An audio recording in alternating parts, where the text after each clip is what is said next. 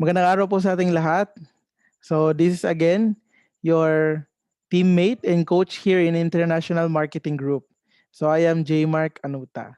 So for today, yung pag-uusapan natin is all about my personal Kaiser experience because maraming nagtatanong sa akin, nagagamit ba talaga yung Kaiser? Well, yes, of course. Kasi ako po yung buhay na patotoo, no? Na nagagamit po yung ating Kaiser Healthcare. And of course, yung experience ko is one of the best no medical experience na na-experience ko. So, of course, no, we're not saying na the best or I mean, hindi ko sinasabing maganda mo hospital, no, but of course, for us na we experience sometimes, no, nagkakasakit tayo. So, of course, in our delicate times, kasama natin yung Kaiser. So, my personal Kaiser experience from 44K to 4K hospital bill. Yes po, yung bill ko po sa hospital is 44,000 but nauwi na lang sa 4,000 nung ako po ay na-discharge. Okay, let's start. So, ito po yung mga pictures ko before ng admission. So, actually, during that time, alam nyo po pag severe na dengue, so sa DMSF Hospital po ito sa Davao. So hindi po ako na-admit diyan. Actually outpatient lang po ako diyan kasi wala pong bakante na kwarto. So yun po yung mahirap especially during COVID-19 crisis. Mahirap pong makahanap ng kwarto sa hospital, no? So yan po no, naka-wheelchair na ako, hinang-hina na po ako diyan, no? And of course, chinek po yung blood ko through CBC or complete blood count. So nakita po na 24 na lang po yung platelet ko. So nasa laylayan na po 'no, parang kukunin na ni Lord. So as you can see, din dito nagkaka-rashes na ako all over my body at sobrang init talaga ng katawan ko niyan. And at the same time yung aking lips, so nag-crack po yung lips ko. Ito po dito, oh. So yung lips ko nag-crack po ito and of course, non-stop po yung bleeding niya. So namuo po yung dugo sa lips ko, 'no. So grabe po yung ingat ko diyan kasi konting sugat lang, non-stop bleeding po yung mangyayari. So, napakahirap po during that time 'no, parang parang sa ano ko, pakiramdam ko parang kukunin na talaga ako ni Lord.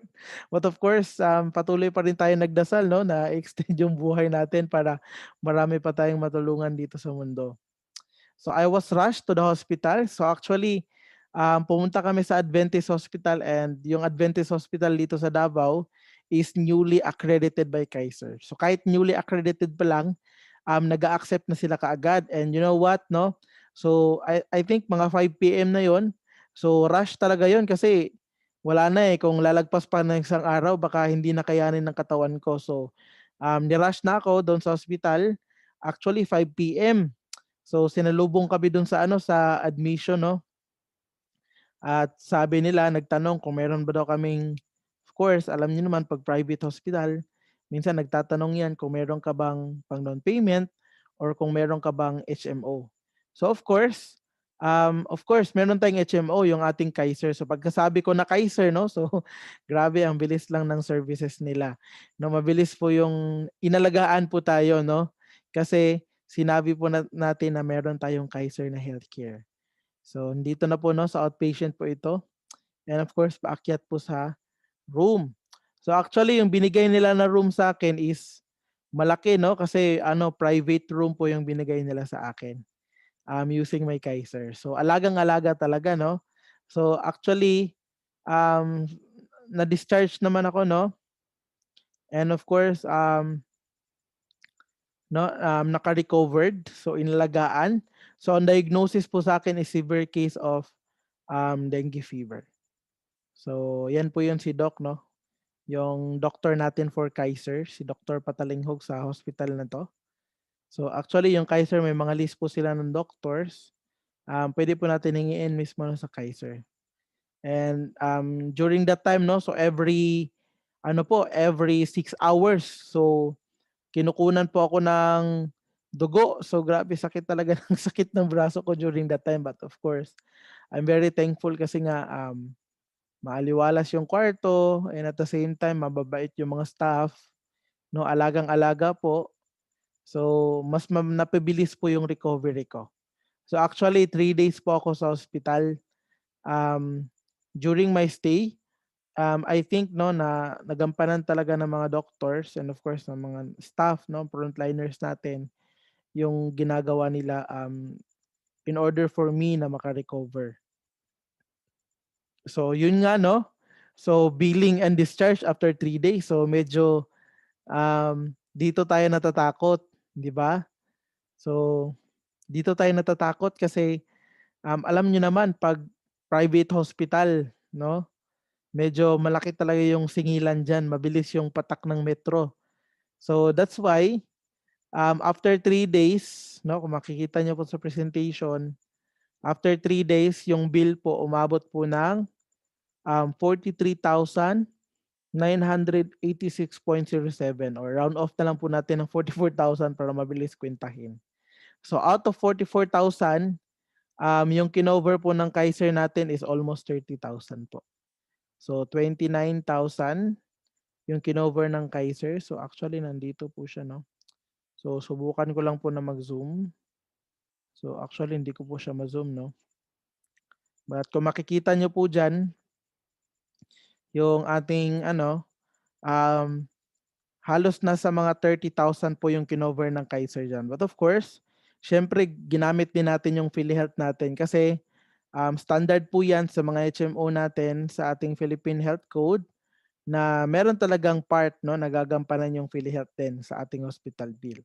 So from 44,000, umabot na lang po ng 4,000 yung ating bill. So 4,117.92 yung excess bill po natin. So, which is napakagandang relief po sa akin 'no, so parang nabunutan po ako ng tinik. So actually 'no, gumaling na po ako and at the same time mababa po yung bill, the more po 'no na napagaan yung aking sitwasyon especially during COVID-19. Right now 'no, na very alam niyo naman na salat po yung panahon right now. So ito po yung mga resibo natin 'no, patunay na, we are really using our Kaiser for our billing. So actually dito po yung mga resibo natin, hawak-hawak ko po siya. So ito po 'no, di ko po talaga malilimutan 'tong mga resibo na 'to. So and of course 'no, I'm very thankful with the Lord kasi binigyan niya po tayo ng ano 'no, ng another chance na mabuhay pa and I really said to myself, during that time 'no, sa hospital, sabi ko talaga sa sarili ko that, "Lord 'no, give me another chance kasi gusto ko pa pong tumulong sa maraming mas nakakarami 'no, na mga Pilipino na matuto about having their own personal healthcare." So, kasi po yung healthcare po natin, para po yung fire extinguisher. 'Di ba yung fire extinguisher kahit walang sunog nandiyan lang po siya sa tabi. Because we anticipate na magkakasunog. So ganun din po sa health natin. Of course, we pray that the Lord will give us a long life and healthy living, no? But of course, we need to understand na dapat mas maganda talaga na mag-prepare tayo. So mahirap po yun na wala tayong personal health care. Kasi kung sagad po tayo sa investment, yung mga investment natin na lupa, bahay, no, or mga gadgets or kung ano investment po natin, isang sakit lang po, baka pwede pong kunin sa atin lahat yon. So maganda po pag nag-invest tayo, unahin po natin yung health natin. Okay?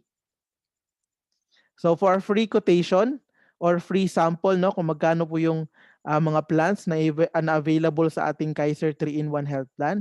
So just comment po sa ating comment section below, your name, email, and of course yung birthday niyo po 'no, kasi importante po yung edad. So thank you so much for listening and of course for having you in our channel. So don't forget to click no the subscribe button and the notification bell because consistently po nag-upload po tayo ng mga videos and para ma-update po kayo. Thank you so much for listening and of course God bless and this is your teammate and coach here in International Marketing Group in Kaiser, J. Mark Anuta. Thank you so much po. God bless.